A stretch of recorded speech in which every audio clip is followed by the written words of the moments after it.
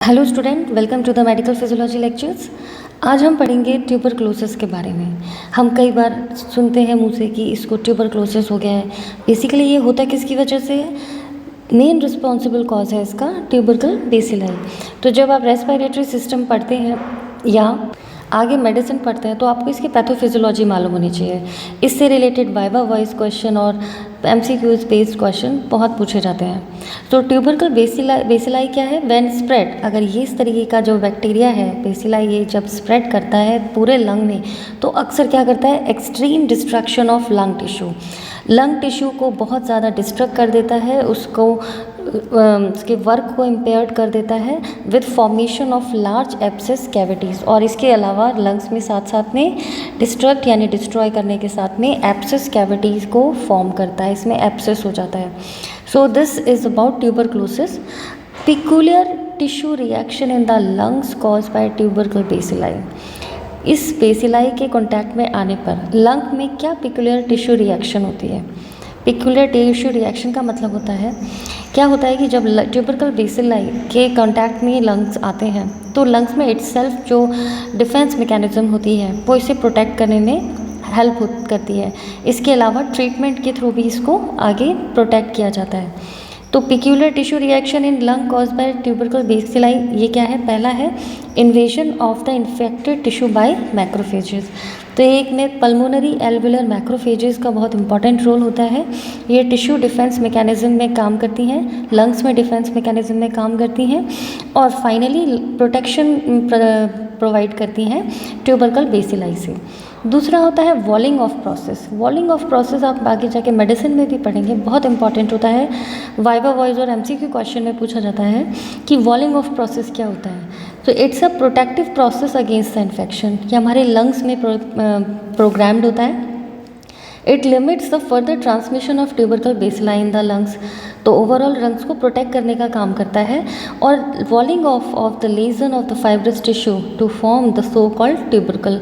और walling off mechanism के through जिस तरीके से फाइब्रस टिश्यू बनाते हैं तो उसे क्या बोलते हैं? ट्यूबरकल। सो यूजुअली ये वॉलिंग ऑफ मैकेनिज्म जो है ट्यूबरकल बेसिलाई से प्रोटेक्शन का काम करती है। 3% of all people who develop tuberculosis, अगर उन्हें अनट्रीट या वो ट्रीट नहीं किया जाए, इफ़ अनट्रीटेड, तो क्या होगा? वॉलिंग ऑफ प्रोसेस जो है वो फेल हो जाएगा और tubercle bacilli spread through out the lung. और ट्यूबरकल बेसिलाई जो है वो पूरे लंग में फैल जाएगा।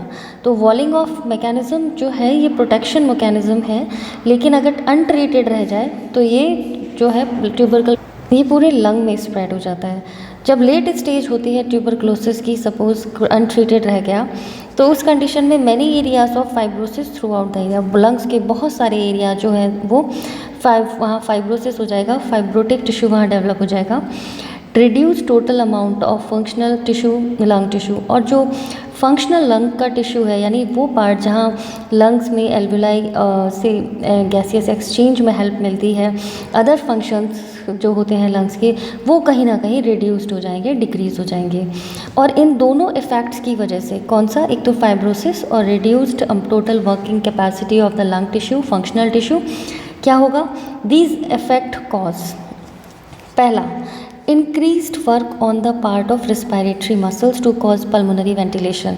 तो लंग्स की रेस्पिरेटरी जो मसल्स होती हैं उनका वर्कलोड बढ़ जाएगा, क्योंकि उनका जो वर्क है वो है पल्मोनरी वेंटिलेशन में हेल्प करना।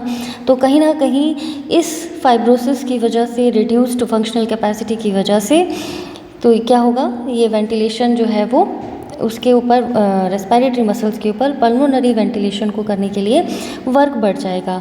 And reduced vital capacity and breathing capacity, और पर्सन की जो पेशेंट की जो वाइटल कैपेसिटी है और ब्रीदिंग कैपेसिटी है वो रिड्यूस्ड हो जाएगी। दूसरा क्या इफेक्ट आएगा? Reduce total respiratory surface area. तो ओवरऑल सरफेस एरिया जो है वो कम हो जाएगा, क्योंकि टिश्यू जो है वो फाइब्रोटिक हो चुका है। Increase thickness of respiratory membrane, अगर रेस्पिरेटरी मेम्ब्रेन की थिकनेस बढ़ जाती है तो उस कंडीशन में डिफ्यूजन जो है वो कम हो जाता है। तो डिफ्यूजन जो कम हो जाता है तो उस कंडीशन में गैसियस एक्सचेंज जो है वो डिक्रीज़ हो जाता है, exchange O2 CO2। So what would happen, cause progressively diminish pulmonary diffusion capacity, और प्रोग्रेसिवली यानी धीरे धीरे ये जो कैपेसिटी है पल्मोनरी डिफ्यूजन की वो रिड्यूस हो जाती है।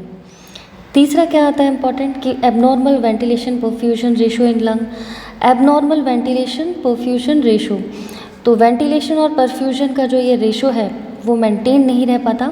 अपने नेक्स्ट चैप्टर में हम आपको ट्रांसपोर्ट ऑफ ऑक्सीजन और वेंटिलेशन परफ्यूजन रेशो के बारे में पढ़ाएंगे। प्लीज़ कंटिन्यूएशन में इन चैप्टर्स को पढ़ते रहिएगा, सीरीज़ आपको अच्छे से समझ में आएगी।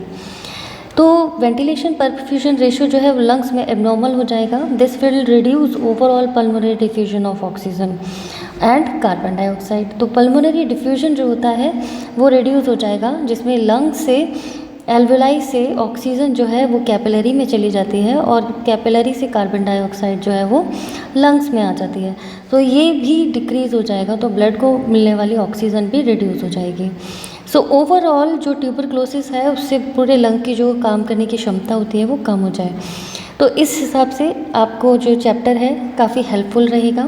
ट्यूबरक्लोसिस से रिलेटेड आपसे कोई भी वाइवा में एमसीक्यू क्वेश्चन पूछा जाए तो आप उसकी पैथोफिजियोलॉजी समझा पाएंगे।